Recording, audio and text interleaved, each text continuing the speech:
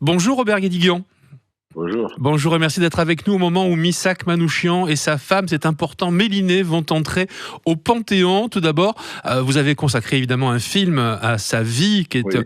plus forte évidemment que la réalité quasiment, ou la réalité qui est plus forte que la fiction. Il était temps, vous l'aviez réclamé, vous en tout cas, c'est un personnage très important de l'histoire qui est enfin reconnu. Oui, on était plusieurs à le réclamer depuis longtemps, d'ailleurs, plusieurs organisations, associations, plusieurs individus, plusieurs historiens, plusieurs camarades, effectivement. Et c'est vrai que là, je pense en plus que c'était une grande opportunité, c'est-à-dire à la fois à quelque chose de malheur et bon, quoi. Hein. Je veux dire, au moment même où il y a une loi immigration que nous avons pour beaucoup contesté, que Missak, un étranger, donc, et tous ses camarades, je précise, hein, parce que c'est vrai que l'entrée de Manouchian, c'est l'entrée de l'ensemble des membres, évidemment, du FTP MOI, donc FTP, Franc-tireur partisan. de la main-d'œuvre immigrée, c'est-à-dire tous ces étrangers qui, effectivement, se sont battus pour la France, entrent tous au Panthéon avec lui, hein, et avec Médinet. C'est bien sûr le symbole de tous les combattants de cette armée qualifiée par les Allemands d'armée du crime et qui en fait est une des plus belles armées qui ait jamais existé. C'est plutôt l'armée de l'honneur, de la justice et de l'humanisme.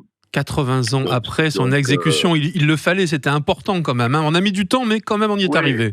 Non, mais il le faut d'autant plus que, si vous voulez, ce qui me ravit, c'est que depuis une semaine, évidemment, il n'y a pas un seul journal, pas une seule télévision, pas une seule radio qui ne parle pas de ça. Et donc, qui raconte à nouveau cette histoire. Et cette histoire-là, elle a besoin d'être d'être remise en lumière régulièrement, parce que c'est le propre de l'histoire. Le temps passe et on oublie les choses.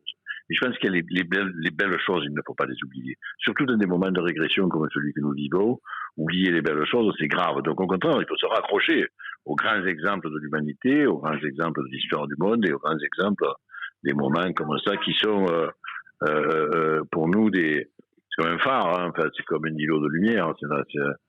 On a tous moi, toute ma vie, je me suis identifié, en fait, à tous ces jeunes gens de la fiche rouge. Donc, c'est des exemples pour nous tous et c'est bien de les réaffirmer, de les réapprendre, de réinformer sur cette époque-là. Ce sacrifice, il veut dire quelque chose, hein, de gens qui étaient effectivement des étrangers, qui ont été fusillés par les nazis. C'est ça la France, finalement, peut-être, hein. Mais je crois que c'est ça la France. Mais si vous voulez, comme je dis souvent, vous savez, il y a deux France. La France que ces gens-là avaient rejoint et dont ils rêvaient, hein, je veux dire, parce qu'ils étaient tous des étrangers qui rêvaient de venir en France. Pourquoi ? Ils venaient de revenir en France pour la France de Victor Hugo, de Jaurès, de Rousseau, la France des droits de l'homme, de la Révolution française.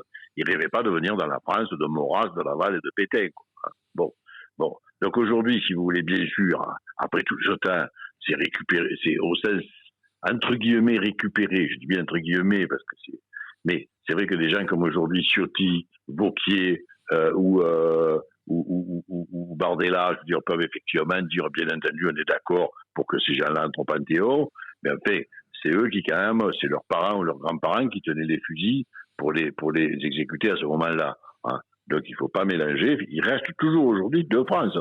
Il reste la France, effectivement, ouverte, riche, lumineuse, la France des Lumières, et il reste aussi toujours la France des ténèbres, c'est le combat permanent, la France de la régression, la France facho, quoi. Voilà. Et c'est un exemple, Robert Guédiguian, je vous coupe, je me permets, non, mais c'est un exemple pour les jeunes générations. Vous disiez, il faut tout le temps en reparler, effectivement, et ça peut paraître anodin, mais c'est des gens qui étaient très jeunes à l'époque, hein. Ah ben c'est ça, c'est là où ils sont exemplaires, parce qu'ils ont là, ce sont des héros au sens grec du terme, ils n'ont pas eu le temps de vieillir. Leurs corps n'ont pas été atteints, ils ne sont jamais devenus vieux. C'est-à-dire, ce sont des gens qui ont eu donc la fougue, l'énergie, l'enthousiasme, la passion de la jeunesse, même la folie. Je dirais qu'ils étaient fous d'humanité. Je disais ça quand j'avais fait le film, je me souviens dans les projections. Je disais c'était des gens auxquels ils étaient sportifs, beaux, jeunes, amoureux, poètes, et avec un sens de la justice à fleur de peau, quoi.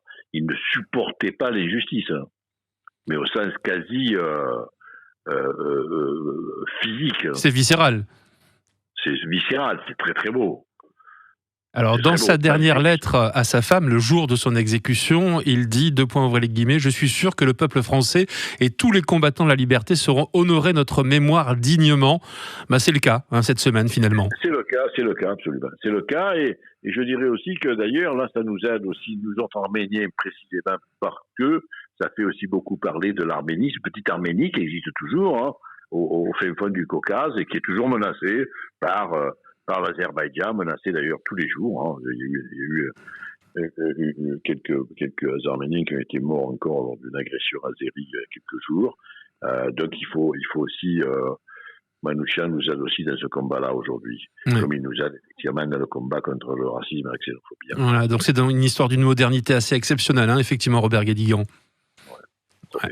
Merci beaucoup d'avoir été notre invité. Puis vous êtes invité évidemment à la cérémonie par le président de la République. On risque de vous retrouver peut-être sur les plateaux télé pour commenter tout ça. On imagine l'immense fierté, vous qui avez écrit ce film il y a en 2009, sorti L'Armée du crime, effectivement, avec une histoire magnifique. Merci beaucoup d'avoir témoigné sur Maritima. Vous savez qu'on est très friands de votre parole et on vous aime beaucoup. Merci. Merci beaucoup. Au revoir.